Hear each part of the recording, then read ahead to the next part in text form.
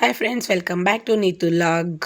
ಇವತ್ತಿನ ಸ್ಪೆಷಲ್ ಏನಪ್ಪ ಅಂದರೆ ಉತ್ತರ ಕರ್ನಾಟಕದ ಸೌತಿ ಬೀಜದ ಉಪ್ಪಿಟ್ಟು. ಇದನ್ನು ಗೋಧಿ ಹಿಟ್ಟಿನಿಂದ ಉತ್ತರ ಕರ್ನಾಟಕದ ಕಡೆ ಎಲ್ಲ ಮಾಡ್ತಾ ಇರ್ತಾರೆ. ಬನ್ನಿ ಹೇಗೆ ಮಾಡೋದು ಅಂತ ನೋಡೋಣ. ಫಸ್ಟು ನನ್ನ ಚಾನಲ್ನ ಸಬ್ಸ್ಕ್ರೈಬ್ ಮಾಡ್ಕೊಳ್ಳಿ, ಬೆಲ್ ಬಟನ್ನ ಕ್ಲಿಕ್ ಮಾಡಿ. ನೋಡಿ, ಇದೇ ಆ ಸೌತಿ ಬೀಜ ಅಂದರೆ.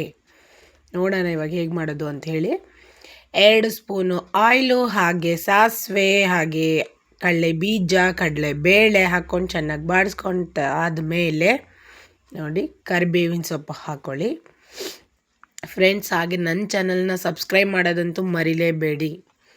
ಈಗ ಒಂದು ಕಟ್ ಮಾಡ್ಕೊಂಡಿರೋ ಈರುಳ್ಳಿ ಹಾಗೆ ಒಂದು ಟೊಮೆಟೊ ಇಷ್ಟು ಕಟ್ ಮಾಡಿಕೊಂಡು ಹಾಕ್ಕೊಂಡು ಫ್ರೈ ಆಗಿ ಮಾಡ್ಕೊಳ್ಳಿ. ಚೆನ್ನಾಗಿ ಫ್ರೈ ಆದಮೇಲೆ ನೋಡಿ ಈ ಥರ ಚೆನ್ನಾಗಿ ಫ್ರೈ ಮಾಡ್ಕೊಳ್ಳಿ.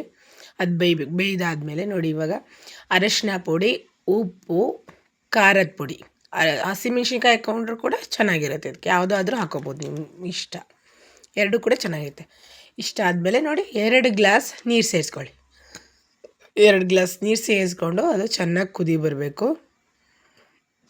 ನೋಡಿ ಇವಾಗ ಇಷ್ಟು ಚೆನ್ನಾಗಿ ಕಾಣ್ತಾಯಿದೆ. ಕುದಿ ಬರಬೇಕು. ಈ ಥರ ಕುದಿ ಬಂದಮೇಲೆ ಅದನ್ನು ಸೌತಿ ಬೀಜನ ಸೇರಿಸ್ಕೊಳ್ಳಿ. ಈಗ ನೋಡಿದ್ರೆ ಎಷ್ಟು ಚೆನ್ನಾಗಿ ನಿಜ ಅದ್ಭುತವಾಗಿರುತ್ತೆ. ಟೇಸ್ಟ್ ಮಾತ್ರ ಸೂಪರಾಗಿ ಫಟಾಫಟ ಅಂತ ನೀವು ಮಾಡ್ಕೊಂಡು ಫಟಾಫಟ ಅಂತ ತಿನ್ಬೋದು. ನಿಜ ಸಿಕ್ಕಾಪಟ್ಟೆ ಹೊಟ್ಟೆ ಹಸಿವಾಗಿ ಬಿಟ್ಟಿತ್ತು. ಏನಪ್ಪ ಮಾಡೋದು, ಇಷ್ಟೊಂದು ಹೊಟ್ಟೆ ಹಸಿತಾಯಿದೆ, ಬೇಗ ಯಾವ ಡಿಶ್ ಆಗುತ್ತೆ ಅಂತ ಯೋಚನೆ ಮಾಡಿಕೊಂಡು ಹಾಗೆ ನಮ್ಮಮ್ಮ ಕೊಟ್ಟು ಕಳಿಸಿರೋ ಸೌತಿ ಬೀಜ ಇತ್ತು. ಸೊ 5 ನಿಮಿಷದೊಳಗೆ ಈ ಡಿಶ್ ಮಾಡಿಕೊಂಡು ಹೊಟ್ಟೆ ಹಸಿವನ್ನು ಮಾಯ ಮಾಡಿಬಿಟ್ವಿ. ನೋಡಿ ಇವಾಗ ಕುದೀತಾ ಇದೆ ಕಂಪ್ಲೀಟಾಗಿ. ಇದಕ್ಕೆ ಒಂದು ಪ್ಲೇಟ್ ಕ್ಲೋಸ್ ಮಾಡಿಬಿಟ್ಟು ಸೈಡಿಗೆ ಒಂದು 5 ನಿಮಿಷ ಬಿಡೋಣ.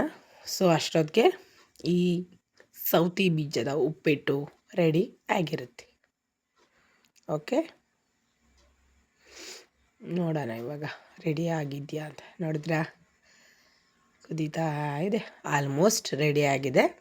ಅದು ನೀರು ಸ್ವಲ್ಪ ಹಿಂಗೋದ್ರೆ ನಿಮಗೆ ಬಿಸಿ ಬಿಸಿಯಾಗಿ ಸವಿಯೋಕ್ಕೆ ಸೌತಿ ಬೀಜದ ಉಪ್ಪಿಟ್ಟು ರೆಡಿ ಆಗುತ್ತೆ ಫ್ರೆಂಡ್ಸ್. ಓಕೆ, ನೋಡಿ ಎಷ್ಟು ಚೆನ್ನಾಗಾಗಿದೆ.